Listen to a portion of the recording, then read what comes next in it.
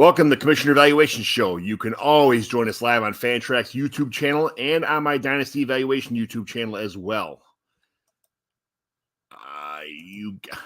I'm John McGlynn. You can find me on X at John McGlynn75. Today we'll review some trades that went down in the Mighty McGlynn Dynasty Home Leagues. And then finally we'll evaluate a team to see if it's a win now or a start selling off to rebuild a team type situation. So we have a show today. We are going to get busy. We got a lot of trades to go through, 36 of them to be exact, to be honest. It's been a busy month, so let's get busy. McGlynn is in. I repeat, McGlynn is in. Let the fun begin. This is the Commissioner Evaluation Podcast with your host, John McGlynn. Was that Herms? He got them guests on the Rolodex, stopping by to talk about some Dynasty Superflex. Everybody, yo, commish is in. It's time to sit down to listen to John McGlynn. Yo, who we trading, who we fading, who we getting off the squad. Knowledge never overrated, playing for number one. And yo, McGlynn is in. It's time to let the fun begin. It's the Commissioner Evaluation Podcast with John McGlynn.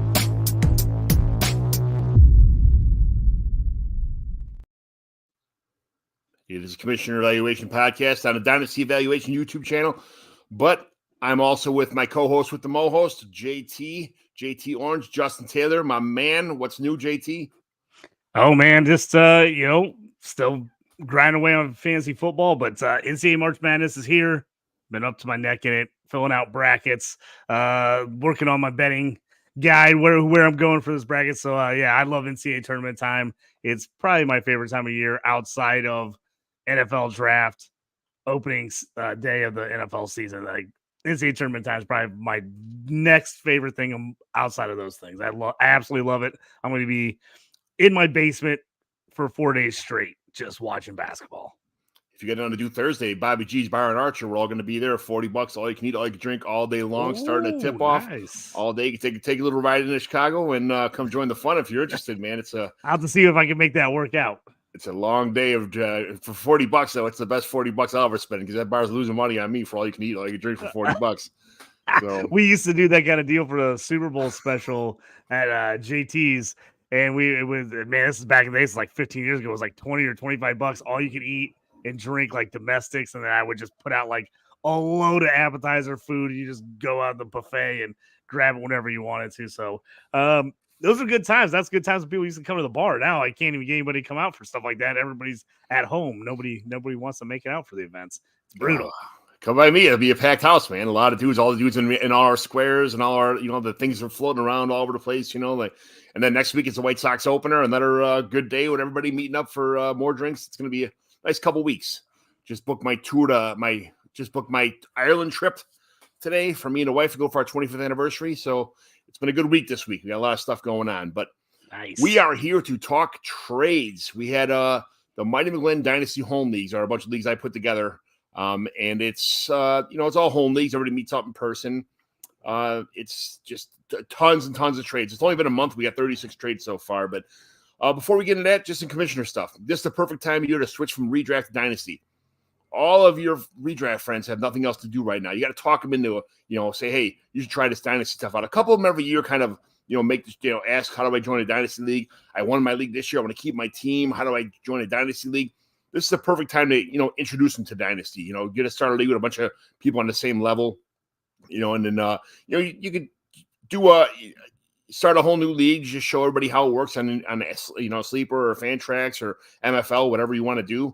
And then just kind of get everybody up to speed, and then have second year start a dynasty league. That's the way you want to do it. That's my preferable way, just to get everybody on the same page, know how to work the waivers, know what fab is, all that kind of stuff for beginners. It's most of my leagues are with fantasy analysts from the Chicagoland area, but they're all fun, man. It's a good time. But this is a perfect time to either leave a league or ask to join or take on an orphan this time of year, because people are leaving. They're just, they don't like the people in the league, or they had some kind of confrontation. Something's going on. There's always openings somewhere. So ask if you could join an orphan if somebody's got something open.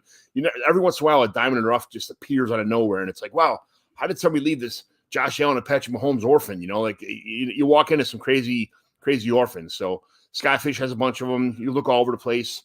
But But when you're joining a new league, make sure you look for all the settings as far as lineup. Make sure the lineups is if it's super flex, if it's only one quarterback, if it's all, if it's a best ball, if it's a lineup setting league, whatever you want to do, then check the scoring, the number of teams in the league, if it's 10, 12, or 14 team leagues, if it's IDP, if it's just offense, make sure that kind of stuff. Make sure the price is right. Sometimes you join a league and it's only $5 and nobody cares. Sometimes you join a league and it's, holy cow, I didn't notice it's a $400 league, check that kind of stuff. Most importantly, make sure the people you choose to play with are the perfect fit for you, because that's really the most important. You want to have fun. Sometimes you can eat the cost of an expensive league, or, some of the settings might not be where you want, but having the right people in there to answer trades all the time and, respond or counter or at least communicate on the message board all the time is half the battle. So now's the time to start a Dynasty League if you want to. You see how busy all of us are with rookie stuff and league stuff right now. So have at it. But JT, what John, do you think about I was just gonna jump in and say, yeah, if you don't think you're gonna go back to the league, I know sometimes it takes people a little while, but let people know as soon as possible.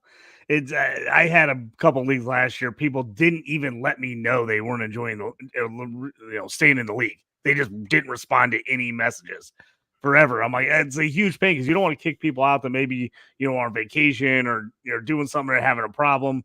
But man, it is really rough to fill those orphan teams when you're waiting until the last week or two before the season, or in our case, coming up here, the NFL draft. You hate to let people draft the rookies and then turn around and drop out of the league. So if you're going to drop out, especially in a Dynasty League, please try to do it before the rookie draft. Try to get out of there so they can find somebody else. Because I've got a couple of teams floating out there. I'm having a hard time already getting people to fill. But again, they're dynasties, so we want to get those filled as soon as possible so we can get trades alive, and make sure everything's done before the NFL draft and before our here's the thing: make sure your league is drafted before the NFL draft or after the NFL draft. If you start a league, don't draft the middle of it, because all you guys will be dragging their feet, waiting to see who gets picked where. You kind of screwing up the whole draft, waiting to see who lands where, what their pick is. Either start a league now and get it done before the draft, or wait till the draft's over with and do it then. That's I found that out the hard way a couple years ago when there was no timer on the clock and guys were waiting 2 days to see who got drafted. So I've been in the same situation where it's like all of a sudden a guy that was on no one's radar gets drafted. All of a sudden, like boom, boom, boom, he starts getting picked everywhere, and you're like, okay, yeah. So that one's always a rough one. That's for sure. So yeah, definitely try to get it before or after. It makes it a lot better that way. But this time of year, it's rookie stuff. It's free agency, but it's trading season. So my Mighty McGlynn Dynasty Home Leagues had a ton of trades in the last month or so. These are 12-team, 30-man deep rosters. No kicker, no defense. Just it's PPR, tight end premium 0.75, super flex 5 and 2 for touchdown and interception. So let's just jump right in, JT. Let's jump in the deep end here and start with these. This is the Brainiacs League. We had an owner just leave, out of spite. He had a problem with some stuff outside of the league, and he just said, "Hey, I'm out." So somebody took over and just started trading. And once somebody starts trading, it's like a forest fire. You just can't stop it. So we had 11 trades in a week span. It was absolutely awesome. So the first one was. Sometimes that's a nice thing, John. You get a little new blood in the league, and it mixes things up. I had that in my home league. We had a couple guys, end up losing badly in some trades, and it kind of got people nervous for making moves. We replaced the team, and they came in on fire, looking to rebuild their team and make different moves and make it their own. And man, there's been more trades in the last year and a half, too, since this new team joined than we probably had the last couple of years combined. So sometimes that new blood is good, especially you got somebody that's anxious to try to rebuild their team. Yeah, because an owner like myself or you, or we have a vision. We value players a certain way. We value our picks a certain way. You bring in some fresh blood in there with a whole different point of view. Someone just sees 180 degrees from the last owner, and that's kind of what happened here. The last guy was just kind of a person that I'm going to draft, and he was kind of like a maple syrup owner, we call that, just someone real slow, draft, see if guys pan out. You'd rather let guys die on his roster than trying to trade them way before it's too late, that kind of stuff. And this guy came in like Yosemite Sam, guns a-blazing, blah, blah, blah, blah, blah. So his first trade when he walked in was he traded I'm not going to say which side, but the trade was for Aaron Jones and Ramondre Stevenson for Josh Downs and a 25-second. So which side would you rather have in a dynasty league with PPR here? Aaron Jones and Ramondre Stevenson or Josh Downs and a 25-second? Yeah, John, this is tough. I really like Josh Downs. The second's good. Oh, man. If I'm needing running back bad, I like the Jones Stevenson side because I just think that's not too much to give up for those two guys. If you're pretty loaded at running back and you're like, yeah, I'm going to get rid of the older guy, Jones, I like Downs a lot for the Colts. You know that. And I love seconds. The only thing in this one is a 25-second. If it's a 24-second, I'm probably like smashing it because I want all the seconds I can get this year because I love the second round of this draft class. I've done a ton of mocks, and I'm just loving a lot of the value in the second round. Oh, so this was a toughie. On its face, I'm probably saying Jones and Stevenson for the win now. I just feel like that's a little more value right now at running back. Future-wise, though, if I'm in the rebuild, I want the young guy Downs, and I want the future second. I can't believe you wanted a guy on the Colts. That's unbelievable. I know it's a shocker, John. I know it's hard to believe that there's very rarely anyone I don't want on the Colts, but that's no here or there. We've talked about this in the past. If the Colts or the Steelers have a good fantasy season, I'm usually crushing. If they both play pretty badly, then I tend to have a hard time because I end up with way too many of those players on my team because I'm a homer when it comes to That's that. all right. We love you being a homer. Next one is Michael Gallup in the 110. This is kind of borderline for me. This is pretty even. Not that Michael Gallup is a deciding factor or anything like that, but a 24-110, and the other side was Josh Jacobs. So Josh Jacobs, I feel like that's a fair trade, don't you? I mean, if you look at it, it's like Jacobs. I think is kind of bringing that late first, early second is kind of where you're there. I feel like it's solid value. I mean, we've talked about this before, but I think Josh Jacobs, he's just one of those guys. He's not as old as everybody thinks he is. He's because he's been in the league so long. But I mean, the guy is still in his mid-20s. He should have 2 or 3 good years left. I actually like the move to Green Bay. I think that helps his value because I think that offense is going to be much better than the Raiders' offense was. So I think he's going to get some opportunity here, especially with Aaron Jones moving on. I don't see A.J. Dillon cutting in to his production very much, to be honest, even though Dillon re-signed there. So if I need to acquire a running back and a top end one because my team is struggling for that, I'm taking Josh Jacobs here for sure. The only question is going to be, John, when the draft happens, if we get one of these rookie running backs to get a really nice landing spot, say you get like Braylon Allen or Trey Benson go to the Cowboys. yeah. And they go there in like the second round. Well, that 110 could be those guys. So that's the only question there for me, unless you love one of the wideouts there at 110, or you think, you want to have a shot at the number one running back. Because right now they're all going to the second round, but somebody's going to sneak into the end of the first round, depending on draft capital. But I like Jacobs personally on this one. I'm ready. I'd make the move and take him. Yeah, that's just one of those things where obviously this is 110, so it's a winner of the third place game. Just missed the championship game. His team's probably pretty good. He may be just one running back away from winning the championship. And do you want to roll a dice on an incoming rookie that got drafted high, or you want to take Josh Jacobs, who can survive or has the ability to carry a workload, almost 300 carries, and catch the ball in the backfield in Green Bay's offense that dumps off to the running backs a lot. I mean, I guess I would in this case, I'd take the sure thing instead of some kind of a reaching on a rookie running back that landed in a good spot. So I'd probably take the Jacobs one here, but it's a good trade. I like that trade. I do. And John, let's talk about strategy here a little bit. Like you said, he's a third place team. He's probably just missed the championship game. Now's the time to acquire some of these, older running backs, seasoned veterans, because everybody's fired up about taking rookies. Everybody wants the young guys. I get rookie fever. I love the rookies. This is where I made a move 2 years ago for Christian McCaffrey. Whenever he was a little banged up, he's coming off those couple years of injury. People were like, oh, can you count on him? This is where I was trading like late first and a second, or it was like 2 late first round picks for him. And I obviously super happy I made those moves 2 years ago because he's been freaking phenomenal since then. So this is the time where you can get some of those guys, late first, early second round picks, get some of those older veteran guys you think you can count on and especially when you're a contender. I just think that's the move. Yeah, agreed, 100%. The next trade is Pat Fryermuth. This is the tight end premium league. To Pat Fryermuth for Rashid Shaheed and Demario Douglas. I mean, I'm what I'm going to say. Move. Smash on the move, baby. I'm absolutely taking that deal. I mean, now here's another one. Perfect time to go get Pat Fryermuth. Yes. He had a down year last year. Terrible quarterback play, was nicked up multiple times. He showed you in certain games last year. The guy's a stud. He can be an absolute stud. They refused to throw over the middle last year. He had games where he was getting hardly any targets. I think that's going to completely change. And this new with this new regime, new quarterback play, if Justin Fields gets in there, you saw him hit up Cole Kmet a ton last year.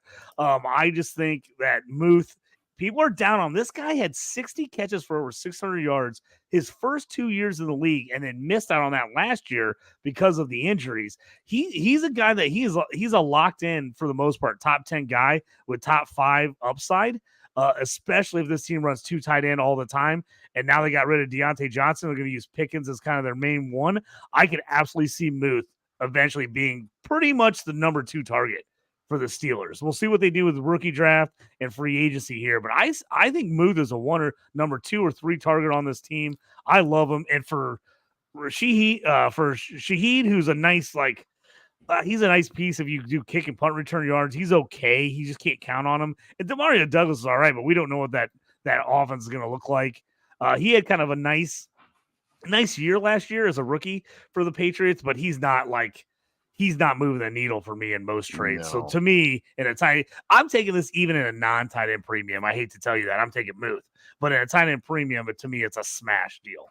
Yeah, this is I've been kind of looking on. As a matter of fact, I'm not only taking Muth, I'm also grabbing Darnell Washington wherever I can grab him at too, just in case something happens to Muth, because I like the tight end position here. They do go double tight a lot. Darnell Washington's probably going to stay in and block for most of the time, and Muth's going to go out and catch passes. So yeah, 100%. But I agree with you too. Darnell Washington, a guy didn't get a lot of run as a rookie. You know how that second year fade comes for people. If they don't hit as a rookie, a lot of times people like to jump off guys. Washington, I think, is going to see a ton more playing time. We knew it was going to be a little bit of a time adjustment for him in the NFL. Sure. I think we see a lot more 2 tight end sets this year. I think he's on the field a bunch more. He will block, yes, but I think he's got red zone target machine written all over him. And especially if you're in a start 2 tight end league where we can hard to get a second tight end, he's a guy worth picking up to me.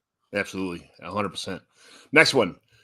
Zach Charbonnet for Nick Chubb, straight up. So this is tough because we all know about Nick. We all saw Nick Chubb's leg break in half. We all know that Nick Chubb's almost 30 years old. We all know that Zach Charbonnet's behind someone, on his offense. But I mean, this is tough for me. But I'm probably taking the Charbonnet side here. I'm not gonna lie to you. I'm not sure Nick Chubb, even if he comes back this year, how he's going to be for a whole year and how long he's going to be around, even if he does come back. So I'm taking the Zach Charbonnet side. I'd like to hear what you have to say for this one. Yeah, I'm with you. This one is super close. I mean, this is team dependent big time, because I think you could make an argument for both sides. I'm with you though, John. I'm nervous about the Nick Chubb comeback. Some of the ACL tears are one thing, and we've seen guys come back pretty quickly. He's a little bit older to be coming back, and the word was he tore everything in there. He messed that whole knee up. I don't think he's right for at least the first half. And Nick Chubb's a stud. Don't get me wrong. I mean, if anybody can come back and look as good as he did before, it's Nick Chubb. But, man, after all that, coming back, will he get a full workload? I don't think so. Is he going to be totally healthy and 100%? That's very questionable. So then you get a 50% of Nick Chubb for the whole year. Ugh. Then that's you waiting on next year, hoping that at like 30, 31 at that point, he will be, I think, that he's going to be fully healthy. Oh, no. Could he give you like some Derrick Henry, like 30-year-old seasons where he's pretty good? I think you could. But if I'm looking at pure value, and I'll be honest, I'm not a Zach Charbonnet guy. I'm not in love with him by any means. I didn't draft him many places because I like Kenny Walker personally. I like his upside better, but I'm probably taking Sharp. I'm with you on that. I'm probably going to go, hey, I love Nick Chubb, but if I can reset with a guy in his second year, maybe I want to do that instead. People are like, oh, they're going to cut Nick Chubb. They're not cutting Nick Chubb. He's going to be around for this year. He's going to do the ceremonial Nick Chubb, goodbye tour, that kind of stuff. And then probably at the end of next year, he'll get cut, just saying, sorry, it ain't going to happen, man. We got to move on and stuff. But he's not going to get cut this year. He's going to be on the team. Now's a good time to sell Nick Chubb. Or when he finally gets back on the field, his first game, if he has any but of a good game whatsoever, sell him for the highest bidder you can possibly find, that kind of deal. He's not going to be around for a long time. So that's the next one. A lot of picks involved here.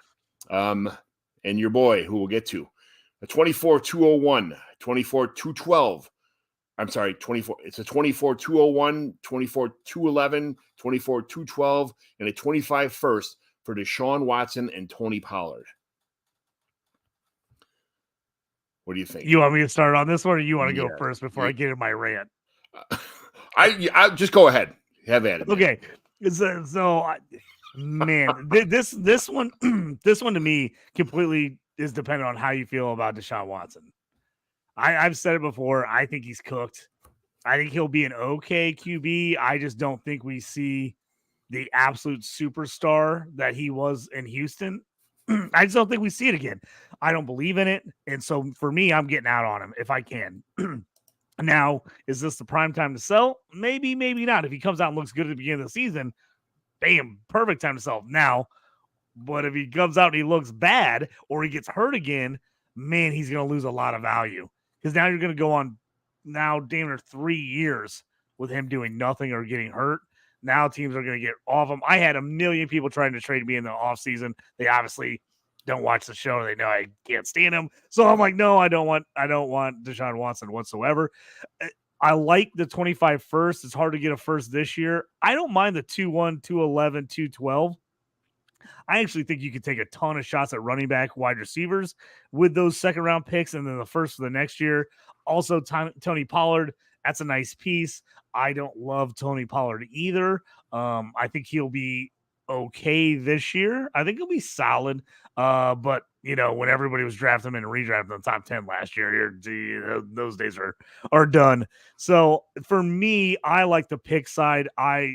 If it's close for me, I take picks because I like my ability to draft rookies. So I'm taking the picks. And I'm getting this might not be maximum value for Deshaun Watson, but I'm also nervous that if I wait too long, I'm going to lose out on all value for Deshaun Watson.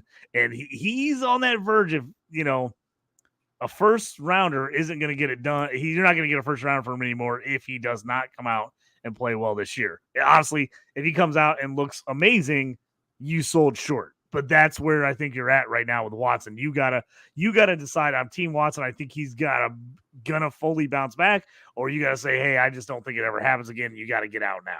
I can put my glasses on that say, man, Jerry Jeudy just never got a fair shot before. He's going to come back and have a resurgence. They got Elijah Moore, who's been, just not underwhelming with bad quarterback play last year. They got Amari Cooper there still. I'm a Cedric Tillman kind of homer. Then you got, I know that in the past, Deshaun Watson has not really targeted David Njoku, but he's there too. Watson has, if he's going to come back, a full grasp on the playbook, a full offseason with all these players. And then they're probably going to add in the draft, probably a running back and then probably a wide receiver also to this core. I imagine them possibly trading away Elijah Moore and getting something else, maybe an outside receiver where Jerry Jeudy can live in the middle of the field kind of thing. But, this is tough for me. I am not a Tony Pollard fan. So this is pretty much, and what's in it. I mean, how many mock drafts have you done already?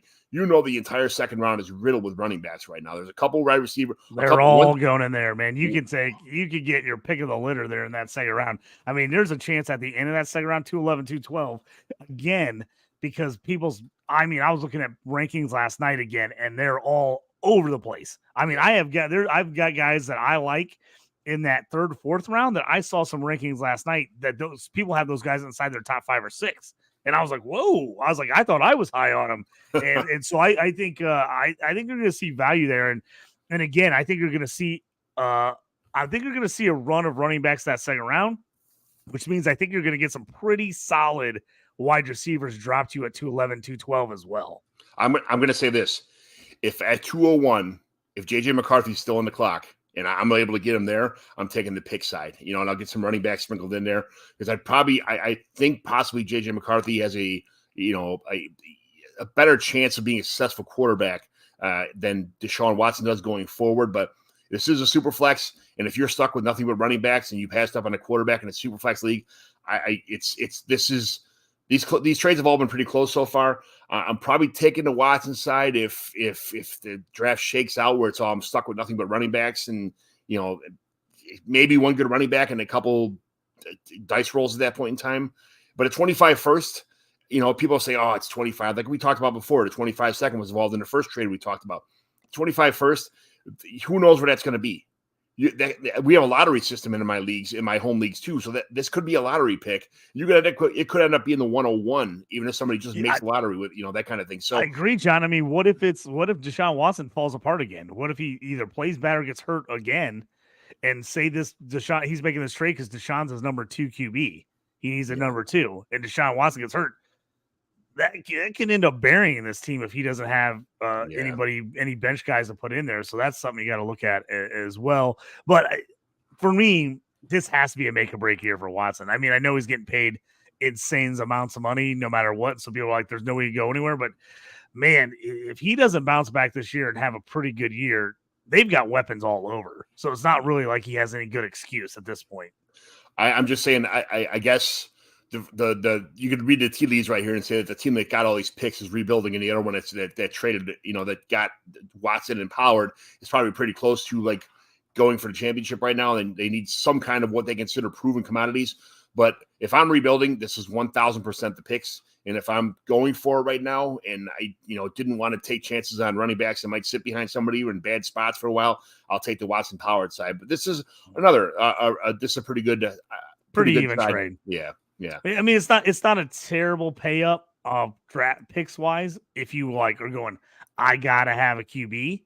Also, if you look at this thing, and if you're a Deshaun Watson truther, and you're like, man, he was putting it back together last year before he got hurt. He's going to bounce back. If you really believe he's bouncing back, I think this is probably a steal. If he actually comes out and balls out this year, a first and a couple seconds with Pollard for a top 10 QB1, that's a pretty solid price to pay for him. So again, if you do believe in Watson, you do think he has a chance to bounce back with that offense. This is not, I don't think this is an overpay at all. I think this is probably a pretty nice haul for you if you're on that side of the equation. Yeah.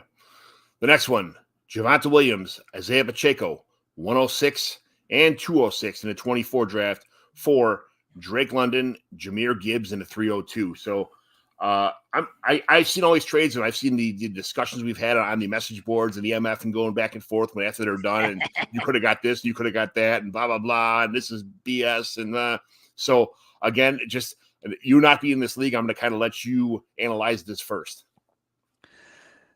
Yeah, this one is a spicy trade. I like this trade. You guys think it's super flex 1-6.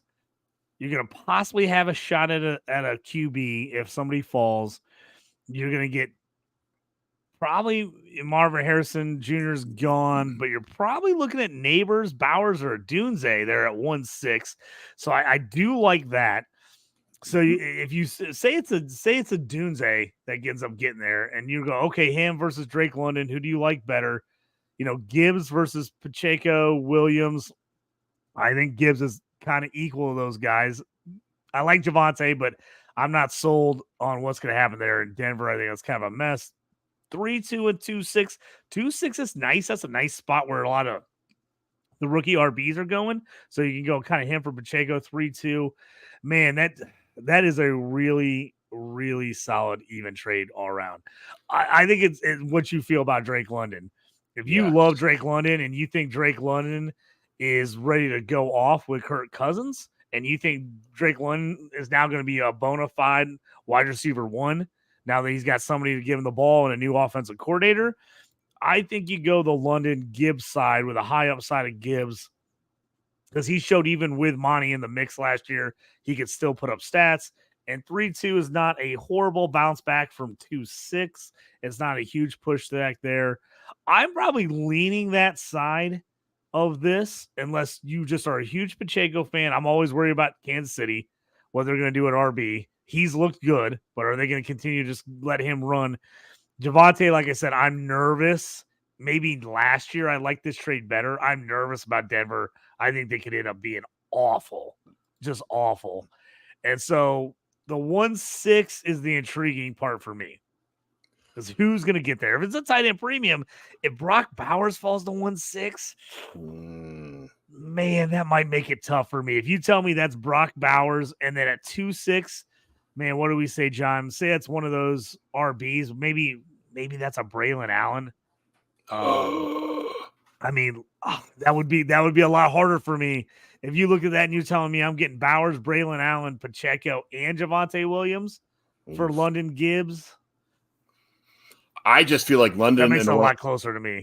London and the 106 are probably similar.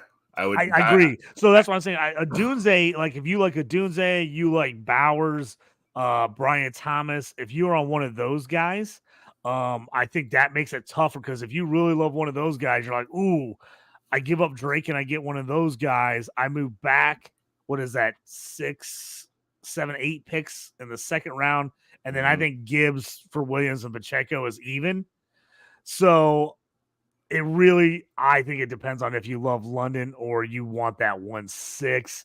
Man, that 1-6 is the one that's making it tough for me. If that's 1-8, yes, I'm taking London for sure. I think I'm taking London for sure. But the 1-6, I do like a lot of guys that are going to be there at 1-6, especially the Superflex. Because again, if JJ McCarthy goes high and someone and doesn't go QB, 4 QBs and Marvin Harrison Jr., I mean, you're looking at either a QB, Neighbors, or Bowers.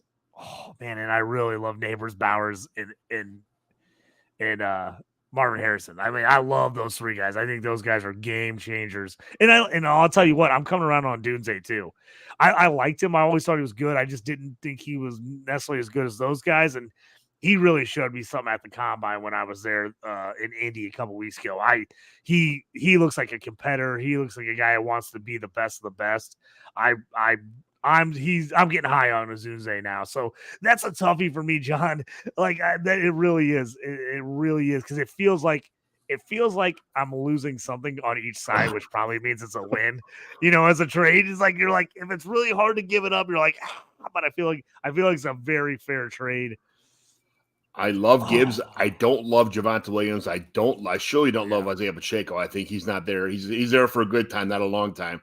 And then I just feel like the better assets are Gibbs, London, and a 302. Javonte was losing work to backups last year, guy undrafted free agent. So as far as long term, I don't want to take a dice roll on the 106 and just hopefully I've been burned too often on saying this receiver is going to be a stud and him not panning out. Yeah. I kind of know what I have in Drake London and I love Jahmyr Gibbs. I'll probably take a London Gibbs side, but this is a pretty even trade. Again, these are all good trades so far. I'm pretty, Yeah, these are solid work, man. People putting in. It's always good when me and you have to think about it hard to say which side we take. That's what you like. You hope each guy feels like they came out either pretty good or like, I got something I wanted, but I gave up something I wanted. But as long as each owner's happy with it, that's what you gotta love. Yeah. Next one, Devonta Smith and JSN. And the 407 and the 504, which, those are just dart throws that everybody knows that the late 4th and early 5ths, you might be lucky to get a running back or a tight end or, something there. But it's tight end premium. And the other side of this is Trey McBride and the 109. So Devonta Smith, JSN, 407, 504 for Trey McBride and the tight end premium and the 109. Not a huge fan of the 109 here. So I guess there's a handful of guys that I'm eyeballing, but there's nothing guaranteed at the 109. I just feel like Devonta Smith is just that close to blowing up, and JSN, which I thought was going to blow up this year. This trade was made before free agency, right before free agency happened, and JSN took a step back because what's his name got re-signed. Tyler Lockett re-signed. Tyler Lockett got re-signed, and I'm like, son of a, it was like somebody just let the air out of the balloon. Like, oh, you got to be kidding me. JSN was that. So I had ambitions of JSN just become the sugar plum fairy on my team, and Devonta Smith eventually becoming the, I love Devonta Smith. I think he's my favorite receiver in the league right now. I know I overvalue him, so I wanted him on my team, and I just feel like him. Trey McBride, he had nobody last year. He was the only game in town. That's why he got all the love, and I just feel like this year he's not going to be the number one. He'll be number 2 if they do draft Marvin Harrison. So this is a big gamble here, man. It's a big gamble on my part to take. A lot of people think that JSN and Devonta Smith are just Jags, just the guys now. They're not anything special. They're going to be just the guys on their offense. I disagree. I think they're both special talents. But what do you think about this? Yeah, I know you like Devontae, and I always talk about this, man. Go get your guys if you want to get your guys. I overpay for certain players that I like because I like that player and I want him on my team, and there's nothing wrong with that. It's like we play fantasy football because we're also fans. We want to root. I know people that play the analytical side and they say I don't get any players on the teams I like. I'm taking pure value, and that's a totally fine way to play. If that's how you want to play, you do that. But I want to get guys I want to root for on my team. Yes. It's just the way I am. It's my fandom coming out. So I have no problem doing that and overpaying if you like a guy. I think I think it's a super fair trade. See, Devontae Smith and JSN, I think, like you said, people either can look at those guys and say, hey, they're the second or third option on their team, as opposed to the wide receiver 1 on their team, and knock them for that. Personally, I like both those guys. They've shown they can do enough not being wide receiver 1, and I think JSN has a bounce back year in him. I really do. I think Geno was down a little bit last year. Things kind of didn't work out. And you also got to realize JSN spent an entire year sitting out at Ohio State, basically. He was injured his whole last year there. So this last season was basically trying to get his legs back under him and get into full-on playing shape. Because, again, you can go to practice, you can do stuff, but if you're not playing in games, I think you just can see it in players. They just are a little rusty. So I think he's due for a big bounce-back year. I think now's the time to buy him because I think he's going to be – this might be the cheapest you get him for, because if he has a breakout year this year, he's going through the roof again. So I like that move.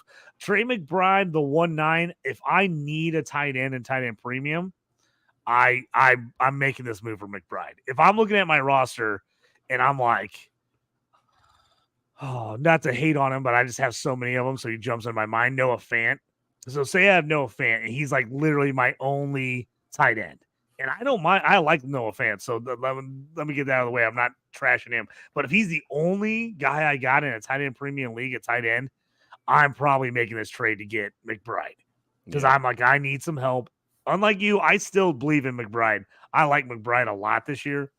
I actually think getting Marvin Harrison Jr. won't crush his value, because I think with Kyler back, this offense is going to be smoking. I think they're going to be a lot better this year.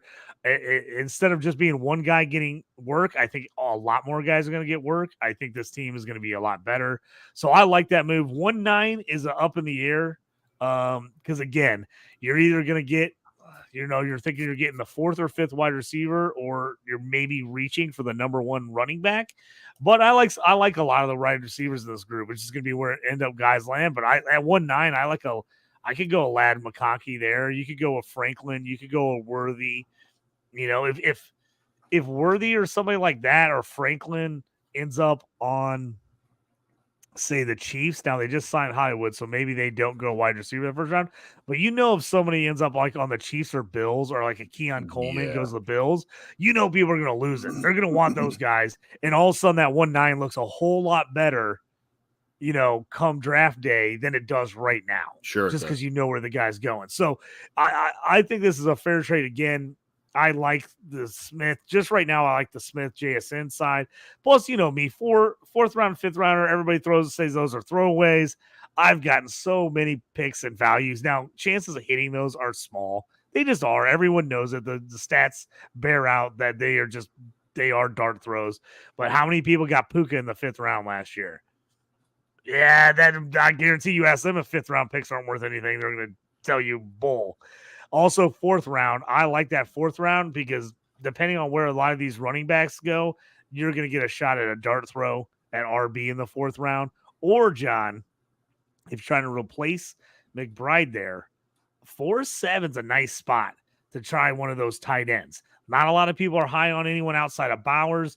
Jatavian Sanders is probably the other guy. Beyond those two guys, there's a whole lot of guys in that realm that I think are going to go in the fourth. I know you got your eye on a couple guys in that fourth round. Theo Johnson, baby. I was going to say Theo Johnson. I know you that's who you're going to take. But I wouldn't mind making that move and stashing Theo on my bench if I didn't need a tight end. So I love the move both ways. I can see it working out as an owner for both sides. But for you, I'm leaning as of right this minute. I'm leaning the JSN Devontae side. All right. Another one, Antonio Gibson in the 301 for Jonathan Mingo, Michael Wilson in the 407. Oh, this one's rough. I don't love either one of these sides. If I need upside wide receiver, I'd go Wilson Mingo, hoping that Mingo somehow pulls it together. Antonio's tough with him going to New England to figure out how he's going to fit in there. 301, I kind of like because there's a lot of guys I like falling in that 301. Mm-hmm. Oh, Michael Wilson. I just don't know how Michael Wilson fits in with Arizona. I like his upside. Again, if you think Mingo and Wilson are going to get more run here in the second year, this is probably a good trade. If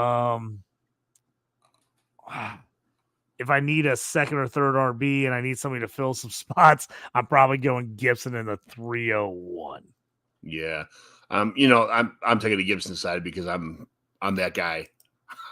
I'm the Gibson homer, so it is what it is. But that's just me though. It is what it is. I have a soft spot in my heart and my mind for Antonio Gibson. I think that he's going to be the PPR back, and this is a PPR league. I don't know what Jonathan Mingo is going to do. He hasn't shown much at all. He showed he can't separate at all. Michael Wilson, he's just the depth chart here right now because he's the only game in town. They may bring in two guys to eviscerate.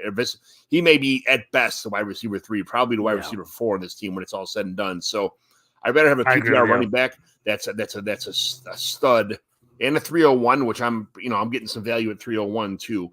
I could re-roll for a Michael Wilson at the 301, definitely, in my mind. So I'll take Gibson over Jonathan Mingo, and I'll take the 301 over Michael Wilson. The 407, just throw it in there. I'll take the Gibson 301 side. Yeah, I like where your head's out there. Yeah, I mean, I definitely think I would not be shocked if the Cardinals come out with 2 wide receivers in this draft. Pretty high, like maybe first, second, or first, third round. I could see them taking a few guys, and that would knock Wilson down for sure on the depth chart. Isaiah Spiller and a 309 for Greg Dulcich in a tight end premium. Oh, man. If you talk about this trade last year, it's Dulcich. It's not even freaking close for me. But, man, the guy cannot stay healthy. It was a problem in college. It's been a problem in the pros. He's shown when he stays on the field, he looks good. Now, if I can stash him, I'm not crazy about Isaiah Spiller. I'm not sure he really ever gets a full run. 3.9 feels like about what Dulcich should be worth. So just kind of depends on who you like. 3.9. I'm probably taking the shot on Dulcich, especially if I need tight end, or if I just think that there's a chance that they don't got anybody else by said and done. I mean, I could see Courtland Sutton still getting traded by Denver. I could see all guys. So I might take the shot on Dulcich here. Yeah, this is a close one for me. I mean, this was I'm not a big, humongous fan of Isaiah Spiller. I think he's, I'm not sure anything's going to happen. I was a big fan of him earlier in the process, like everybody else. And then he just, after he ran a poor 40, I'm like, man, you ran a poor 40. So what? I feel like he's one of these guys going to come out of nowhere one day after an injury and just like get a spot. I don't know what's going on with him, but I still have hope for him. Greg Dulcich, I mean, is this hamstring going to be a problem for the rest of his life? I mean, it's been 2 years now, and the guy just can't stay on the field. So I don't know. I mean, if he stays healthy, he's a terror, but availability is the best ability, as that's what everybody says. So I'm going to take the 309 and try to re-roll for a better version of Dulcich, I guess. But this one, 24,502 for 24,504 and 510. That's kind of just moving up a couple spots. It's garbage trade. No biggie. I'll take the 502 because it's a little bit better. Next one, 24,104, 202, 25 first, and a second, and a third. So 24,104 202, and a 25 first, second, and third for A.J. Brown, Terry McLaurin at 24, 110, and 212. What do you think? It's a lot to unpack there. Yeah, that is 1-4, 202, 25 first, second, third, 110, 212. Is that 110 and 212? Are those? Okay. So those are 24, 110, and 24, 212. So you're moving back from 4 to 10 in this move. You're moving back from 202 to 212 there, and then you're giving up a first, second, and third for A.J. Brown and Terry McLaurin. That is that's a toughie there. That's really close. That's really close. Now I'm just thinking who I could get at 104. If you're making a move here, maybe that team needs a QB, and you're like, hey, I'm unloading, getting their wide receivers. 104, you can get a Neighbors there, you get a Bowers, one of the QBs. So if you're not needing the QB, I can see you trading the 104 away. Gosh, you even got the 110 back with AJ, and they gave it this. Yeah, man, I gotta go AJ Brown. I think Terry McLaurin has a bounce back year this year. I really do. AJ Brown, McLaurin, the 110, 212. I can see some guys I like there at 110, 212. You got to give up the first next year, and that makes sense. If you're not giving up the 25 first next year, I don't think you can make that trade happen. No. I'm taking Brown, McLaurin. If I need QB, if I'm like absolutely freaking desperate for a young QB, I probably pull the trigger to get the 1-4. Just knowing that I need a QB and I might not be great, and then I can get the first rounder next year on top. But for now, if I'm going for it, if I'm taking straight value, I want to win or I want to be in the mix this year, I'm taking AJ Brown, McLaurin. I don't like AJ Brown's like long term. He just seems like he's starting to go a little bit crazy. He's starting to get a little bit wiry. He's having some knee problems, wide but receivers, wide receivers, and it's dynasty leagues are not like a 5-year window anymore. It's like a 1.5 to 2-year window you're looking in, right? That's how you that's where your vision has to be. So I'm taking Brown, McLaurin. Hopefully I'll get AJ McCarron or something at 110, and then 212, another receiver or running back. So I like the 104, but and the entire 25 first draft almost. But man, if I'm in win now, I'm again. This is a rebuilding trade for someone with a bunch of picks versus a win now situation. So yeah, I mean, it makes sense if you got AJ Brown and Terry McLaurin and you've got nothing else, or you're struggling at QB, you got to make this trade because you're like, hey, I'm dead in the water. I mean, those guys can play out of their mind. I'll never win any week. So I absolutely love that trade. It's a nice little haul. The guy going to get the picks. I actually think that's a pretty good return for what he gave up. And again, if you're taking the Brown McLaurin side, getting the 110 and 212 back. I like that, especially when they're this year and not 25. Right. Yeah. So I like that. Next one, 24, 206 and a 25 random third for Amari Cooper. I'm going to go 206 and a 25 third here. I like Amari Cooper, but I mean, he's been a stud, but I just feel like he's not. I feel like he had a real good year last year, and that's not for long. Maybe one more year, but I don't. What do you think here? Yeah, for me, I think Cooper is worth that. I think Cooper's maybe a little higher value there. But again, are you going to get much higher than an early second for Cooper? No. I don't think anybody's going to give you a first for Amari Cooper. So the best you can hope for is like a 201, 202, 203. So 206 here feels about right for him. And then you add in that 25 third, that could be anything.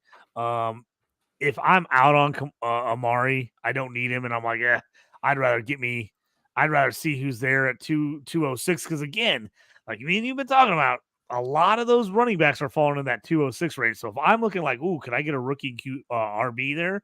I maybe want to make that move.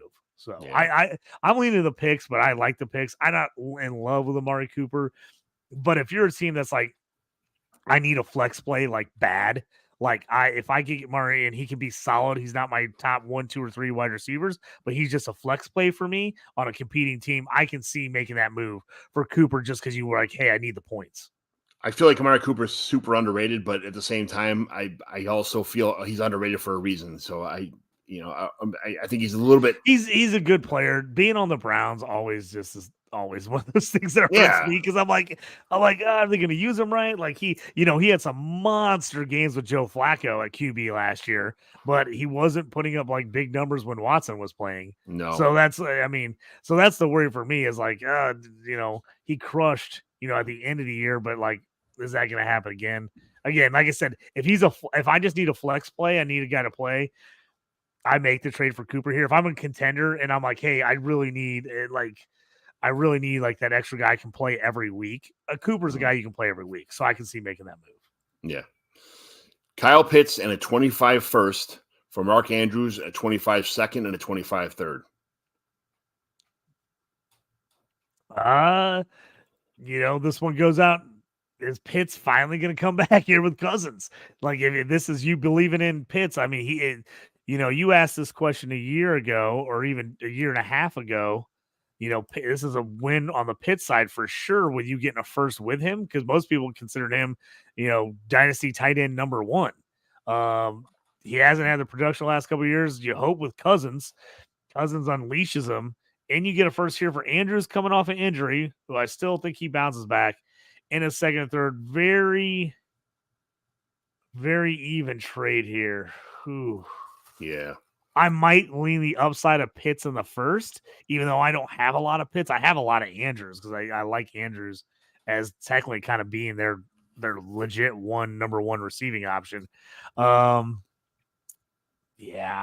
Are you buying into Pitts? I think Pitts is the value play as far as like if you're looking to maybe acquire guys and trade them out for more. I think Pitts is the value play there. Getting the first, yeah. I mean, if I'm looking for guaranteed production, I want Andrews. If I'm going in, I'm like, oh, I need my tight end to like legit score me points, and I'm not worried about like getting burned, giving up Pitts. If I've had Pitts for years and I'm over it, and I'm like, I want Mark Andrews. Like, I'm tired of Pitts. I'm not even sure if he hits with Cousins. I'm going Andrews. I don't mind that move. The first is pushing me to lean the Pitt side. Yeah. But I like Andrews. I mean, I like Andrews a lot. He's getting older, but again, we've seen these tight ends, the guys that aren't completely built on speed and athleticism, which is more of a Pitts guy. Andrews isn't really that guy. Those guys can play easily into their early 30s. Yeah. As you can see with Travis Kelce. So I think Andrews, if you're going to win now, I like Andrews. I think he's got a good 2-3 years left. All these 25 firsts are from the same team. That's we'll get to that later when we do the team evaluation, but it's pretty weird because as we're going down here, all these pieces of the puzzle with 25 picks are all going to the same person. And this team is going to be unbelievable in a couple years. So, but we'll get to that later. Jelani Woods, Evan Hull, your boy Evan Hull, 24-110 and 24-212 for Cortland Sutton, Pat Muth, 24-411, 412, 511, and 512. So Cortland Sutton, Pat Firemuth, and a fourth and a fifth round pick. 2 fourths and 2 fifths. Yeah. Sutton, Muth, 2 fourths and 2 fifths for Jelani Woods, and all 110 and 212. So it's pretty much Muth for the 110 and Sutton for the 212. Pretty much is almost like kind of I'm looking at. Yeah, I mean Evan Hall, I think he bounces back. The biggest question for him is what do the Colts do with backup running back? If he ends up being JT's backup, that's a really valuable spot. If they re-sign Trey Sermon or bring somebody else in and Hall goes back to RB3. Did you say Trey Sermon? Yes, they're talking about whether they bring him back or not. He looked okay last year. Well, he looked really good in the Steelers game. He had like 80 yards rushing in that game. If Evan Hall's a clear-cut RB2 and is going to get some third down work, I really like it. I'm not sold that happens. Jelani Woods is a huge upside guy for me. He missed all of last season with injury. I think he ends up being the tight end 1 for this team. But again, if they go draft Brock Bowers, I think they play both of them. So I think it ends up becoming if they get Bowers Woods and Bowers become the Muth and Darnell Washington. Yeah. I think they're very similar how they're going to play them. I think both teams end up playing both tight ends a lot. I think Woods becomes that Darnell Washington red zone target.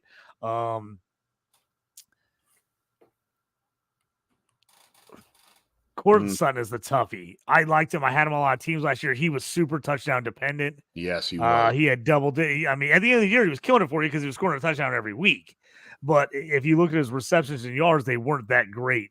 So without the touchdowns, he would have been very middling. And he made some crazy catches for those touchdowns too. They weren't like he burned anybody. It was like man, if he ended up on it, if he got traded on a better team, I'd love Courtland Sutton so much more because I actually like him as a player. Mm-hmm. Big side. Gosh, this is so hard with my when you got Steelers and Colts players in here, my rose-colored glasses, it's so hard to figure out what to do. Oh man. Just say the fire and Moose side, okay? I'm taking Muth. I'm probably taking Moose side with Sutton. I'm taking the upside of those guys. I do like if you're going to get that first and second. I like Woods and Hull getting thrown in there. You just don't know what those guys are going to be yet, but I like the upside of them, and I like the 110 and 212. I think that's probably the value, honestly, is that side a little bit with the picks, but I like Muth. I think he has a big bounce back here. And if I'm making this trade, I'm hoping Courtland Sutton gets moved and to a team where he can be a really solid, like our wide receiver 2 for them. This is my oldest Dynasty league, and these guys have been around for a while. So these are a lot of good trades from a lot of experienced people. So it's pretty good. Here's Sam Darnold, Noah Fant, Noah Fantastic, Jerry Jeudy, John Mechie, and Bryce Young for Chris Godwin at a 25 first. Ooh, I am initial reaction in a Super Bowl says you got to take Bryce Young. Even though he was terrible last year, I feel like this is Bryce Young. I like the upside of Mechie still, even though he didn't get much run with the Texans. Just a heads up for this. The 25 first is the back-to-back champ whose team just probably got better with Chris Godwin and a couple other moves he made too. So that 25 first will probably be like at least a 10, 11, 12 probably. So yeah, I'm with you. If Sam Darnold ends up starting, he could turn around and sell Sam Darnold for a pretty good price if he doesn't need him. So I like that. I actually think hopefully the Seahawks use him more this year. Last year, they've been using so many tight end sets. Hopefully he's the main guy. I'm not totally out on Jerry Jeudy. His price is definitely down, but I think Bryce Young swings this to me. Bryce Young swings this to that side pretty heavily. I think you're getting Bryce Young cheap here. I think you're getting lucky. You're buying the dip. But I think they're going to add weapons. I think he's going to be improved. I'm taking the shot on Bryce Young. This was my trade, and I took the Bryce Young side. So even though I love Chris Godwin like he's my own son, but it had to be done. I got to move on. You got to move on. I like it, Johnny. Couple more picks. A couple more in this league. 2 more in this league. This is a very exciting league so far this year. 25 first and a 25 second for Kirk Cousins, Derek Carr at a 24-11. Ooh, somebody's way out on Kirk Cousins and Derek Carr, obviously. Another 25 first trade for the same team. Yeah, so getting the first and the second, Cousins, Carr. Man, I guess if I am just shedding points and trying to tank upon all tank and get every 25 first, I can see making that move because, if you're going to do it, you might as well get every freaking pick in the draft. He's got 8 of 12 already. For me right now, I would take the Cousins Carr 211 side.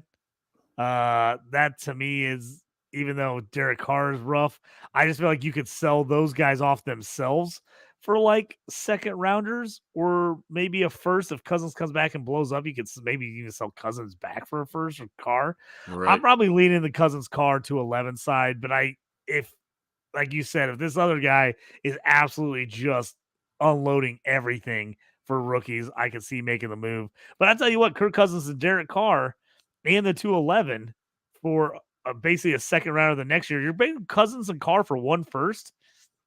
That's a pretty good value. You got 2 starting quarterbacks in the Superflex for 1 first round pick, even though they're both older. I like that move. I'm taking Cousins' side. Especially Cousins got, I mean, he's got a lot of guaranteed money on his deal. He's going to be around there for a while. It's not like he's going to be someone like you're not sure. It's kind of like it's not a smoke and mirrors contract. He's got a lot of guaranteed money, man. He's going to be there for like 3 years. You can almost just pencil him in for the next couple, you know. I know he's coming off the bad injury, but he's not an athletic guy as far as like running around a bunch. He moves in the pocket. Now, can he run? Yes, he's proven that in the past. He's done some things, but that's not his game. I think he bounces back here. And you know the Falcons have done their medicals. You think so? I mean, you can't give a guy the contract they just gave him, and be on the fence on whether he's bouncing back from this Achilles injury. Mm-hmm. I mean, you just can't be. I mean, I mean, you just can't. You're fired. I mean, if this blows up in your face, you're gone. And you're gone. I mean, it's terrible. So I'm going to lean that they have a semi idea what they're doing, and they know he's going to be healthy. I'm taking the Cousins side. Yeah, the guy who traded for 25 first, obviously, is on a mission to get the entire. There's a guy in our league that's just so good that this guy who was trading for all 25 first had a really good team. I mean, really, pretty much was probably the second or third best team in this league, and just saw the writing on the wall when the championship game. The guy who won first won by so much. He's like, you know what? I'm just gonna start a rebuild now because it's not even worth it, you know. So he just started selling everything off, and it is what it is. So, selling Kirk Cousins and Derek Carr is never easy in a superflex. Trading two quarterbacks, even average quarterbacks, is hard in a superflex, let alone someone like Kirk Cousins, who's, you know, could be a top 8 quarterback, you know, next year. So, you know, I mean, you got to look if there's no injury, they're selling Cousins for a first by himself easy. You know what I mean? Mm-hmm. Before the injury, I mean, if you wanted to get Kirk Cousins, you were pretty much having to give up a first to get him. Right. Next one, Drew Lock for Khalil Shakir. This was my trade, so I'll let you say first. You know, this is another one's gonna hurt me. I got my Mizzou stuff right here behind me. I'm a Drew Lock guy. Him going to the Giants, I don't know if this is going to be a good thing or a bad thing. I've got a couple other guys out there that I've been talking to on Twitter that kind of believe he's going to be in the mix to get a chance to start. I know they're paying Daniel Jones a crap load of money, and these guys were all actually in the same draft. I actually thought the Giants should have taken Drew Lock over Daniel Jones originally. I was a little surprised when they did that. So I'm not totally sold on Shakir. I'm gonna go Lock. I just in a super flex league, I'm gonna take some QBs and I'm gonna make sure I've got a chance. Hopefully he gets a chance to start. If I got a Daniel Jones owner that is worried, I can maybe turn around and move him to there for a second or a third. So I'm gonna take the Lock side here. Yeah, as soon as the Bills, as soon as they sign Curtis Samuel, I'm like, oh man, there goes Khalil Shakir is going to die, and then they're going to take another outside receiver, probably somewhere in the late first or second. I saw today that Buffalo is slated to take a defensive back in the first round, which they need a lot. You know, they got to go DB. They basically cut everyone because everyone was making a ton of money. Right. Like their entire secondary was. I mean, they had one of the best secondaries in the league the last couple of years, but they had to get rid of everyone because they were all making a ton of money. I just feel like the team kind of is built to run with Dawson Knox and Dalton Kincaid and an outside receiver and then one more, a Curtis Samuel type. Khalil Shakir, if they did not sign Curtis Samuel and they brought in another outside guy, like another deep outside guy, if Khalil Shakir pretty much had a slot to himself, it'd be a different story. But I can see the writing on the wall that the Bills don't like him or they don't think that much of him to sign Samuel. So Shakir only had like 40 receptions last year too. On top of that, so it's. This is just, it's a better version of Gabe Davis and a better version of Khalil Shakir on the field in Curtis Samuel. So I figured I had to get out now. I spammed the whole league like for 4 days with every trade I possibly could to try and get rid of, and nobody took it. They're all like, no. And then they started like, this guy's spamming everyone. And someone who just kind of saw it, accepted a trade because it was for Drew Lock. And, I'll take a shot on Drew Lock. I mean, I don't think the Giants might, because they signed Drew Lock, tells me that they're probably going to go for an offensive lineman or some, a wide receiver or something defense instead of quarterback in the early, so I'll do that. This was my trade. I took Drew Lock here and ran. I mean, when the injuries that Daniel Jones say Drew Lock doesn't start, but even if he's the backup, I mean, there's a guy we saw last year. They went deep into the lineup to get quarterbacks for the last half of the season. So, and we see Drew Lock, he's had his ups and downs, but he's a capable quarterback and he's a guy that can throw deep. So he's going to take some chances. He'll get some turnovers, but he'll also put up some points. I mean, he had some really good games at the end of the year for the Seahawks last year. So he's a guy that's got talent. The biggest thing has always been is, can he make enough big plays without turning the ball over? Has kind of been the knock on Drew Lock. Yeah, sitting on the bench for a couple years, kind of watching, maybe learning. You never know what version of Drew Lock's going to come out this year. So he's one of those guys. I just think if he was in a different situation, I just think, his career could have looked a lot different so far. I mean, I think the guy's got the talent. I think he's got the ability. The situation hasn't worked out for him yet, and that window is closing for him. Let's not lie there. I mean, he might never get a shot to start again. But I'm taking a chance. If it's a low end trade like this, I'm acquiring him just to see if there's a chance with a new team. All right, we're done with 1 of 4 leagues already. All right, that was cool. We got spent an hour on one league. That was great. A lot of trades in that league. A lot of trades. The Bavaro League, which is my nickname, Bavaro, because they said back in the day I looked like Mark Bavaro, so that was my nickname. So we called it the Bavaro League. First one, Bryce Young and a 24-401 for Mason Rudolph, Israel Abanikanda, and TJ Hawkinson.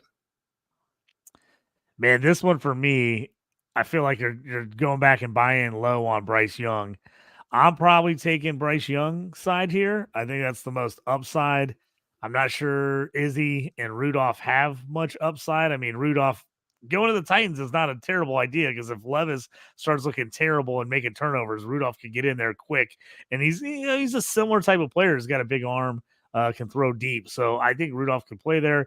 The big question is, do you need tight end or do you need quarterback? Because I like Bryce Young better in a super flex. Tight end premium, Hawk, coming off the injury, how long is he going to be out this year is the question there. I still like Hawk a ton.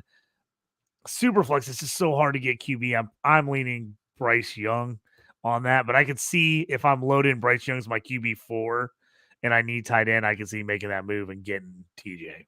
Yeah, this is my trade. My team is the best team in the league that got knocked out after the first round bye. It was terrible. So I know how that feels. Yeah, everybody knows how that feels. It's the worst feeling in the world when you're the highest scoring team in the league and get smoked in the first round after their bye. But I need to win right now. I already have a couple good tight ends on my roster. So I got rid of Hawkinson because I don't know, it might be a half year, it might be the whole year. Even if he comes back halfway through the year, he's going to be good enough to be a fantasy contributor. I figured Bryce Young's a starting quarterback. He's got a couple, maybe a year or two more of solid, and they're building up around him. You can see that right now. So they trust Bryce Young, but I want Bryce Young. I had a couple good quarterbacks already, but I'd be more than happy to keep Bryce Young for a while. If he does pan out, I can trade him away for a lot more than TJ Hawkinson halfway through the season. So absolutely do that. All right, next one: Rashad Penny, Alan Lazard, Donald Parham, Ashton Doolin, and Albert O for the 25-4-12. This one is you just threw a bunch of players I like in there, so I'm absolutely taking the players. I still think Rashad Penny's got some legs under him. I can't believe he got 0 run with the Eagles last year. I mean, that blew me away. I was psyched when he went there.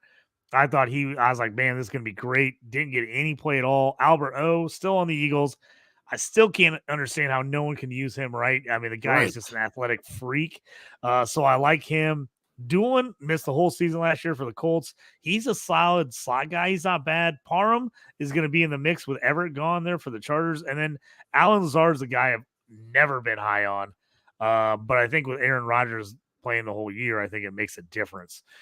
I'm taking those guys because the 412 to me, I don't mind. It's just a dart throw, but I would take Penny by himself over the 412 personally. So I'm taking the player's side. I'm guessing this is some kind of roster dump. Somebody needs a clear room.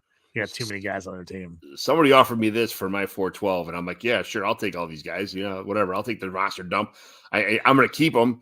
And, you never know who's going to get hurt in camp. I don't mind filling up my entire roster with 37 guys or 47 guys on a 30-man roster and then cutting them when the season starts, right before the season starts. So, what happens if something happens to, the Zach Ertz or who's in Philly now? So what did I say, Zach Ertz? Who's Philly's tight end? Dallas Goedert. Dallas Goedert. Whatever something Dallas Goedert and Albert O steps in and he pulls a monster season because he's just such an athletic freak. That you never know what's going to happen here. I like Penny too. Alan Lazard, I think, is underrated. I know you don't like him, but I think that he'll For he's this got a price, I chance. love him. For this price, I didn't love him in the past for what he was going for, but for this, I mean, as a throw-in, I'll take Alan Lazard as a throw-in. Donald Parham, I can give one shits about him, but I'll cut him before the season starts, probably, or try to trade him away to somebody else who might like him, but that's not for me. But for the 412, I'll take the chance on all these guys. Yeah. And then the 508 and a 25 fifth for Donald Parham. Again, this was my trade because I accepted Donald Parham in this league, and I said, okay, I hate Donald Parham, so I'll trade him for a 508 and a 25 fifth for Donald Parham. So he's gone. He came and went in about 17 minutes on my team. So what do you think about that? That's the way to do it, GM. I like that. I like it. I'll take the 2 fifths. Again, I'm gonna if I've got a roster, I don't need holes. Those guys, I'm gonna take some tight ends, some young tight ends, or long shot wide receivers in that 5th round, or running backs. There's a couple of running backs that might never see the light of day in the NFL, but I'm going to be taking them in the 5th round of my rookie drafts just in case they get a good landing spot and they end up, on a team that gets injured. We've seen that. Guys that you didn't think were going to play at all, 3rd stringers, 4th stringers, bam, next thing they're in the starting lineup and they're crushing it. So sometimes it's just about getting opportunities. So I like that move. I'm taking the 5th rounders over Parham, especially if I just made that trade before and got all those other guys. Yeah. Bam, he's gone. So I turned the 412 into Penny, Lazard, Ashton Doolin, Albert O, and 2 fifths. 2 fifths. So for the 412, which is a 5th pretty much anyway. So yep, love it. All right, next league, Dynasty Gurus. There's only 2 trades in the Varl League. So Dynasty 312 Dynasty Gurus. Noah Fant, Ramondre Stevenson, and a 307 for a 24, 204, and a 25 fifth. Oh, man. That tells you how much if you need Fant or not. I think Stevenson, with the down year last year, he was like a first. Now the 2-4 seems like about right value for him on the 2-4. So then you go 25 second for Fant in the 3-7. Ooh. I do like the 3-7 and the 24 as opposed to the 25 second. Yeah, that one's pretty even to me. That one's tough. If I know I could get the running back I really like at 2-4, the rookie running back, I'm taking the pick. But I'm going to be pissed if I make that trade and then the running back I really want to take at 2-4 is gone at like 2-2. Mm-hmm. That will kill it for me because I'm thinking, hey, if I could get the guy I like and basically have a 1-for-1 trade for Stevenson and then have the second equal Fant in the 3-7, I'd take the picks. Yeah. I think I'm probably rolling the dice on the picks, honestly. Yeah. I'm going to roll the dice and hope that I get the guy I want there at 204. And last year, Stevenson was going for like the 106, 107. I mean, it's like, his value's down. I mean, I still think you could get him. The issue is going to be, man, people are really nervous about that Patriots offense. Like, what is that offense even going to look like this year? Yeah, and I think Stevenson's going to be nothing but the early down back, and Gibby's going to be the receiving back too. So that's, everybody, the big love for Ramondre Stevenson was his receiving ability, and now he's going to be exactly. He's going to be muzzled with that. And all right, next one, Brandon Cooks for the 406. That rhymed. I'm a poet and didn't know it. Oh, yeah, I'm probably taking Brandon Cooks 406. I mean, Brandon Cooks is going to get you more production than the 406. So people are down on Cooks, but if I can play him on my flex spot, I still like it. It's my trade. I got Brandon Cooks. Yes, I love it. Brandon Johnson and Bryce Ford Wheaton for $2 out of $1,000 budget. That's great. It's like I'll give you $1 pickup for each guy. If I'm just cutting people, I can see that. Brandon Johnson had some decent games in PT for the Broncos last year. Now, was that because everyone else was just hurt and things were kind of crazy? Bryce Ford Wheaton, I don't know if he ever sees the field. He was on the Giants last year. I like the guy in college. I'm not sure he ever makes it in the pros. I'm probably taking a shot on Brandon Johnson for the $2. Yeah, this is just a roster dump. Just kind of like, hey, just get these guys off my roster. Get these off my roster, yeah. I don't mind Brandon Johnson. I've got him in a couple like 14, 16 team leagues where I've got him as a when we started getting real thin during injuries and bye weeks. Those are the guys I play in my flex spots. So yeah. T. Higgins for Mark Andrews and the 24 406.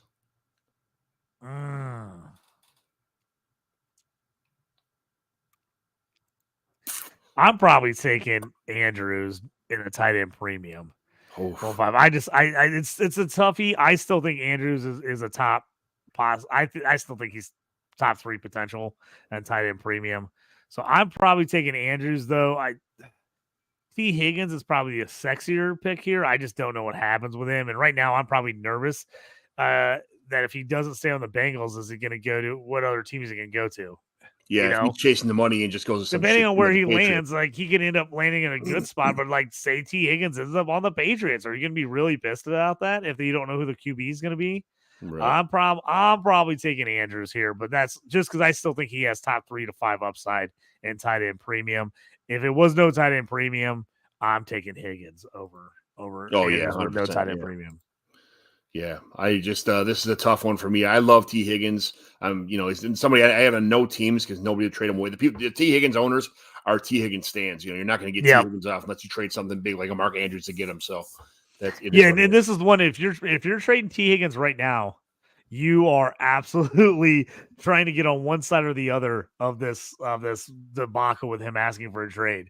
Because if he stays on the Bengals and ends up being happy and everything works out, you're like, oh, probably pretty happy because he's really good on a good passing team with the Bengals. If it goes all downhill and he ends up on a bad team with a bad QB and he's linked to that bad QB, you're gonna be like, oh my God, I should have traded him before you made that move. So yeah, you're definitely taking a chance on moving him right now. Instantaneously, as soon as the thing came out, it's like Gus Edwards to the Chargers. As soon as that happened, I put him on a trade block and I spanned the league for Gus Edwards trades to get him off my team as soon as possible because I think he's a touchdown dependent, early down bell cow, possibly, just a roster clogger kind of like. I know he had a ton of touchdowns and a lot of carries before, but I just don't see that happening with this. His PPR value is garbage. He's touchdown dependent. So I traded away Gus Edwards and Bo Melton in the 306, and I got Noah Fant in 307 back. So I'm crossing my fingers for the Noah Fant breakout season this year. So that's where I stand. What do you think about that? I'm crossing my fingers too. I got a ton of Noah Fant, so I understand where you're at there. I'm taking the chance on Noah Fant in the 307. Like you said, I don't love Gus Buzz. He's all right. He's more of a guy I add in redraft leagues where I can throw him on there and like if somebody gets hurt and he can give me a couple good weeks with touchdowns. But he's a guy I don't necessarily want on my dynasty rosters. Bo Melton, couple moments last year, but he's gonna be wide receiver 4 19. or 5. He's just he had a couple nice highlights and stuff, but I just don't think he's an every down. And for you to move down one pick for basically Melton and Edwards for Fant, I think it's for me it's pretty cut and dry. I'm taking the Fant side, especially when you only got to move back one draft slot. Yeah. So I felt like I accomplished something by getting rid of a touchdown dependent 28-year-old running back. So for a tight end, that's about to break out. Yeah, and like I said, and I think Melton is he's all right guy, but he's just in the mix with 6 other dudes there. Yeah, exactly. All right, we're in our league, the babies and boomers now. Okay, so we got Tank Bigsby for the 308. Man, I am probably running it back with Tank again. He got no run last year. He was super disappointing if you thought he was going to be Etienne's backup. I think he gets more in the mix this year. I really do. If I bought Tank, you probably bought him early second last year, most likely if you drafted him early to mid second. I'm probably holding him for another year. For 308, I would probably buy him for the 308. I would do that. You talk about your boy Frank Gore Jr. possibly at 308 for Tank Bigsby. I know that's a toughie. I do. Well, here's the thing: is now I'm starting to get nervous. I'm not sure Frank Gore's going to be there at 308. Right. I think I've been talking about him too much. I've been seeing him fly up some boards. I saw rankings yesterday that it was like 3:30 in the morning. I almost messaged you. I was like he was ranked. Somebody had him as RB4 in this class. I was like. And then they had Ray Davis as RB6. I'm like, oh, man. I'm like, someone block this guy's Twitter page. Do not let people see this because then they're going to start taking these guys earlier. And then me and you are not going to get them at the end of the 3rd and beginning of the 4th round. I'm like, what is happening? Oh, terrible. He's in. I was like, ADP, and I like those guys. I like those guys a ton, but I was like, man, 4 and 6. I'm like, whoo. And I've seen a couple guys have Ray Davis in their top 3. So I'm like, That's what I say. I think these RBs are all over the place. Draft capital is going to make a huge difference on some of these. I'm probably taking Tank here, not knowing right now who gets drafted. If I'm making this trade after the NFL draft, you might see me switching sides and taking the 308 and seeing where some of these running backs fall. Mm-hmm. Zay Flowers at 24, 308, 309, and 402. So the back half of the third round, the back quarter of the third round anyway. And Zay Flowers for Jaden Reed, Michael Wilson, and Greg Dulcich. This one's easy for me. I'm taking the Flowers side. And I actually like Jaden Reed a lot. I've got him on a ton of teams. He was kind of my backup plan where I couldn't get Flowers in drafts last year. And I had, instead of having the end of the first round pick, I had kind of like a mid-second. That's where I jumped on Reed. I like Reed a lot, but I think Flowers over Reed personally.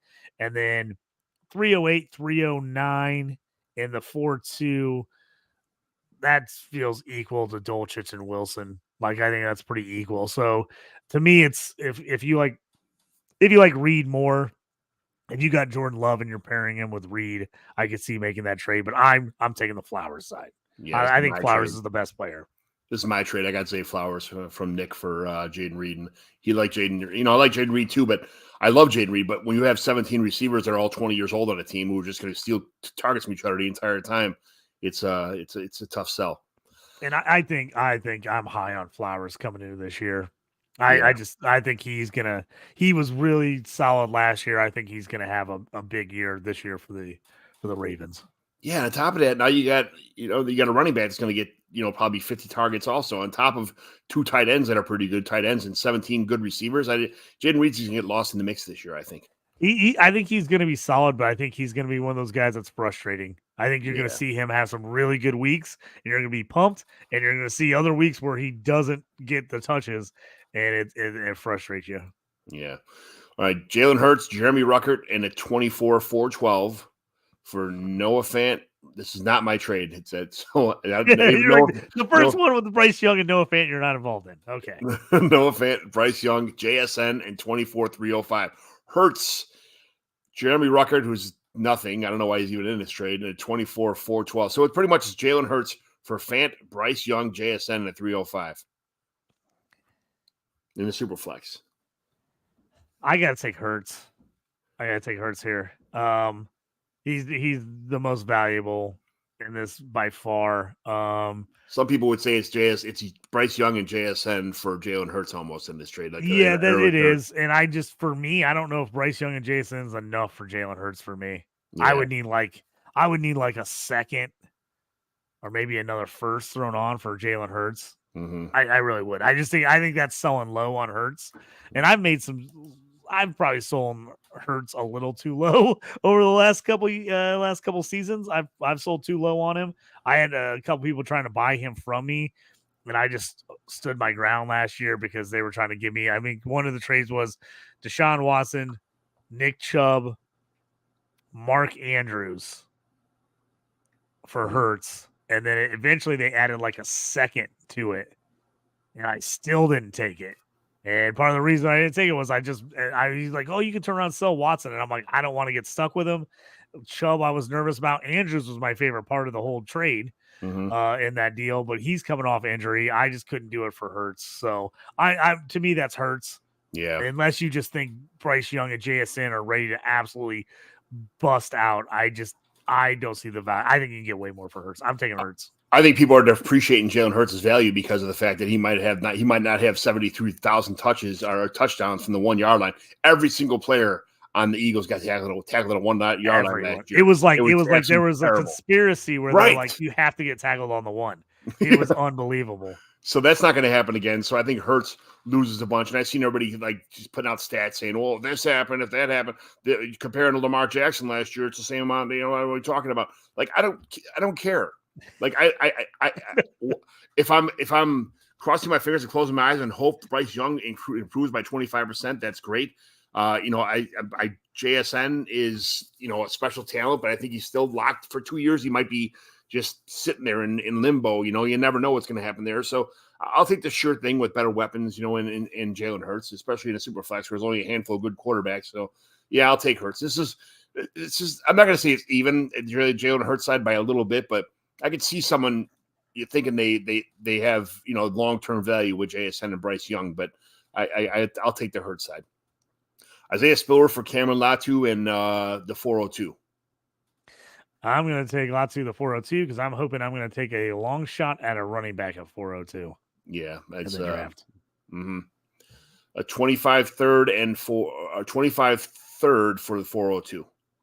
So this is a move that I probably would not make right this second personally. This is a move I make during the draft. If we're drafting and a guy's falling to 402 that I really like, I'm like, ooh, Frank Gore Jr. is going to get to me at 402. Okay, man, I'll trade you my third next year for 402. Yeah, right. I agree with that. I'm probably not making this trade just straight up right now, but this is absolutely a trade I would make during the draft if a player I really like slips to 402. I've done this plenty of times. IDP leagues, I know, John, we're getting you into one. The IDP leagues, I do this a lot in IDP leagues because what you end up seeing is people start taking defensive players in the third round, and you see some of those offensive guys drop to the early fourth that you thought would have been early to mid third. Yeah. And this is where I'll make that move and I'll say, okay, I'm going to trade up and get that offensive guy that I value a lot at 402 for a third next year. So I'll make that move a lot of times during the draft. Yeah. Cedric Tillman, 24, 311, and 412 for Treylon Burks. I remember seeing this trade go through in our league, and I was like, man, I maybe should have tried to make a move there. I was kind of mad at myself. I'm going to, honestly, and I can't even really believe I'm saying this, I'm going to take the shot at Treylon Burks and think that he's got a shot. Now, I know people are down because he's not been good. He was a guy coming out of college that I thought was going to take a couple years. I really did. Just the system they ran at Arkansas, I mean, he was basically doing everything as a pure athlete. It wasn't because he was a good wide receiver. I thought it was going to take him time. I'm buying the upside. I like Cedric Tillman. I'm nervous now that they keep bringing all these other wideouts in that they don't like Cedric Tillman. So I thought Tillman would be better. I actually took him in quite a few leagues. This is the rare time I'm not taking the pick side. I'm gonna shoot my shot on Treylon Burks, who was a first rounder 2 years ago, and be like, hey, can he bust out in this third year? Yeah, I think they're moving on from Treylon Burks. I think they know what they, but again, I was a huge solid Cedric Tillman guy. I'm like, they drafted him because David Bell didn't work out. This is their new guy. And then they bring Jerry Jeudy in there to gum up the works. And I'm like, you got to be shitting me, man. This is absolute garbage. This is the kind of – I made this trade before free agency happened. And, of course, those are the things you do before free agency. You make stupid trades like that. But, I mean, I guess it's not stupid. But at the same time, I guess I would have probably took the weight on Treylon Burks for a little bit, but I'm not a Burks fan. They built so much around that. They're bringing so many weapons in right now in Tennessee. I think Burks is on his way out. So I thought Tillman would be the better value here, but I actually nobody wants to pay more than like the late third for Treylon Burks in the league anyway. So to get Tillman thrown in and a 412 and what probably was what Burks' asking price for the 311 is for, I'll probably take the Tillman and 311 side and just cross my fingers for Tillman to break out some point in time. So that's my side. Geno Smith for the 24, 309, 311, and 412. I don't know how you don't take Geno here, honestly. I mean, even there's a chance he loses his job eventually. I still think he has it for this year. I think most of the time you're going to need to give up a second to get Geno, I would think, in most super flex leagues. Late thirds and a late fourth, I'm doing that. If I need a QB, I need Geno. I'm selling those picks for Geno in a super flex. I made those trades and I got Geno Smith. And then like 2 days later, what happened? Sam Howell came there. So what did I do? I traded for Sam Howell. I got Gabe Davis and Sam Howell for the 209 and 304. So what do you think about the Gabe Davis? Sam? Now I have, no matter what happens, I have the Seahawks starting quarterback on my roster, hopefully, unless they bring somebody else in. But I love that move. I'm in the same way. I've got a lot of Howell, and I've got not a ton of Geno. I've got a ton of Howell. I'm now out there actively like trying to add Geno in a bunch of leagues that I have Howell. because he's my second QB in a bunch of leagues where I waited on QB last year. And so I need to have the starter. So I like that move for you, trading those picks away, getting Geno, then turn around and going back and getting Gabe Davis. And I'm not even a Gabe Davis guy. Hopefully he breaks out with the Jags, but I like the move with Howell.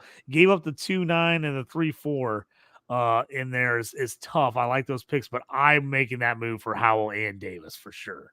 Yeah, very good. That's what I did. If you combine those, that's a great combination trade. Getting all that together, I love that, John. Gabe Davis is still 24 years old, man. I like his long term.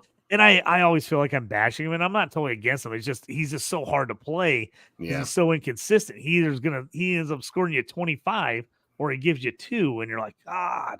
So he's a guy. If I have T-Law, I would take Gabe Davis on a best ball team for sure. And I do have T-Law in this league. That's what I'm saying. If I had T-Law to do the double up, and then also if I had, for a best ball league, I like that move a ton. Because again, here's the thing is, if he scores you 0 now, it sucks. But if he does have a big game, now you're doubling up. That's what I love. I'll take the upside of the double up for sure. Another trade I made here. I to do my infamous one spot up move. I acquired Luke Musgrave and the 24-4-11. I sent away Jonathan Mingo, the non-separator, for the 24-4-10. Love that move. I love Musgrave. A little banged up last year. That's going to be the biggest question mark on him his whole career is, can he get healthy? Because he was banged up all college, but the guy's got elite athletic traits, if I can speak correctly. Thank you. Little tongue twister there. I love that move. Moving down one spot means nothing to me. I take Musgrave over Mingo and tight end premium every time. Every day. Trade Gods League. Mason Rudolph for Charlie Jones. Pretty interesting. The Charlie Jones, man, what happens with T. Higgins, the Tyler Boyd, where he goes, Charlie Jones could end up getting in the mix this year.